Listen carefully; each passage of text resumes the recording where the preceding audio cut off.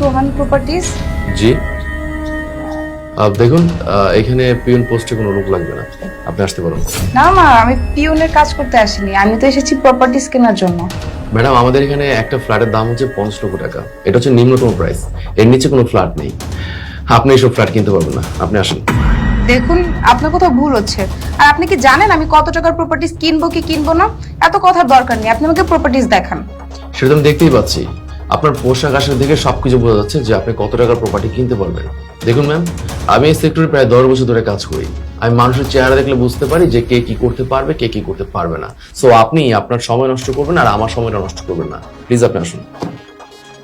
আপনি আপনার ব্যবহার ঠিক করুন, নয়তো আপনার এই ব্যবহারের কারণে আপনার অনেক বড় লস হতে পারে। আমার কোম্পানির লস হবে না লাভ হবে সেটা আমি খুব ভালো করে জানি, আপনাকে সেই জন্য জ্ঞান দিতে হবে না। আপনাকে আমি বলতেছি না যে আপনি প্রপার্টি কিনতে পারবেন না, আপনার কাছে এখন টাকা নেই, আপনার যখন টাকা হবে তখন আপনি প্রপার্টি কিনবেন। আপনি এখন চলে যান, আমার সময় কেন নষ্ট করতেছেন? আচ্ছা আপনি বলুন তো যে আপনি কি এমন কাজ করেন যে আপনি আমাদের এত দামি প্রপার্টি কিনতে আসছেন?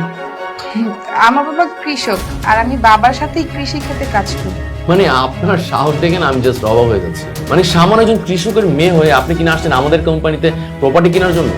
আপনার কোনো আইডিয়া আছে আমাদের কোম্পানির ব্যাপারে? দেখুন ম্যাম, আপনি আমার সময় নষ্ট করবেন, আপনাকে আরেকবার বলতেছি আপনি প্লিজ আপনার অফিস থেকে বেরোন, যান।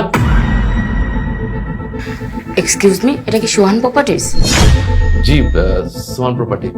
প্লিজ ম্যাডাম বসুন না, বসুন।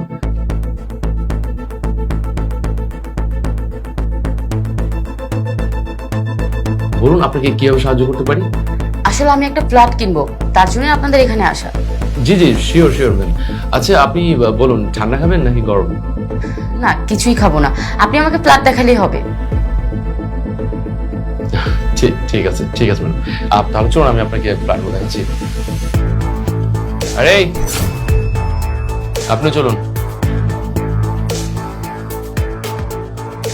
জি ম্যাডাম আসুন।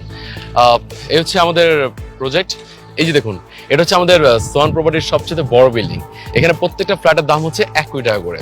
আর ওই যে পাশে যে বিল্ডিংটা দেখছেন ওটার প্রত্যেকটা ফ্ল্যাটের দাম হচ্ছে 50 লাখ টাকা করে। আর আপনি যদি চান তাহলে আমাদের এখানে খালি জমিও নিতে পারেন। এই যে এই খালি জমিগুলো দেখতেছেন এগুলো সব আমাদেরই। আর এর চেয়ে দামি দামি প্রজেক্ট আমাদের আছে 2 কোটি 3 কোটি এরকম, আরো বেশি আছে, 5 কোটি টাকা দামের ফ্ল্যাট আমাদের আছে। তো এখন বলুন আপনার কেমন রেঞ্জের মধ্যে লাগবে? আসলে ভাইয়া আমার বাজেট তো 10 লাখ টাকা। হোয়াট? কি বলেন আপনি? আপনার বাজেট মাত্র 10 লক্ষ টাকা?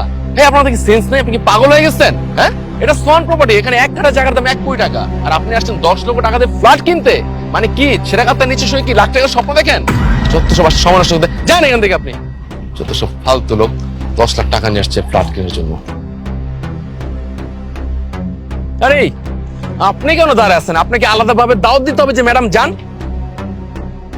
ম্যাডাম আপনার কি এখানে কাজ শেষ? আমি কি গাড়িটা বের করব? হ্যাঁ, গাড়ি বের করুন। এক্সকিউজ মি ম্যাডাম, মানে বুঝলাম না আপনি ওনাকে ম্যাডাম কেন বলছেন? আর কি বললেন? ম্যাডাম গাড়ি বের করবো?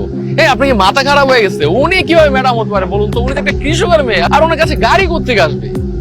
কেন? ওনার গাড়ি বের করার কথাই বললাম। এই আপনার কি মাথা ঠিক আছে? মানে আপনার মনে হয় কোথাও ভুল হচ্ছে। আরে আপনি কেন ওনাকে ম্যাডাম বলতেছেন? ভাই কে উনি? ভাই কে? আপনি ওনাকে চেনেন না? আরে উনি হচ্ছেন অতিথি ডিজিটাল গ্রুপ অফ কোম্পানিজ এর মালিকের একমাত্র মেয়ে জারা চৌধুরী। কি কি বললেন? মানে অতিথি ডিজিটাল গ্রুপ অফ কোম্পানির মালিকের মেয়ে জারা চৌধুরী? জি।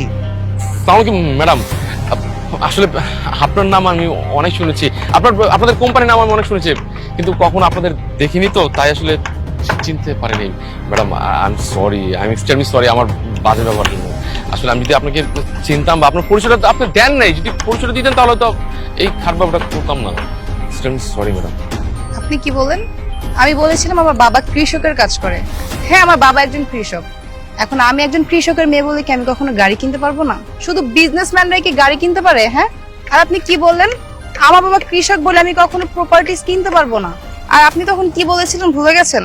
আমার ড্রেস দেখে নাকি মনে হয় বোঝা যায় যে আমি কখনো কোনো প্রপার্টিজ কিনতে পারবো না, অথচ আমি আপনার এখানে এসেছিলাম প্রপার্টিজ কেনার জন্য।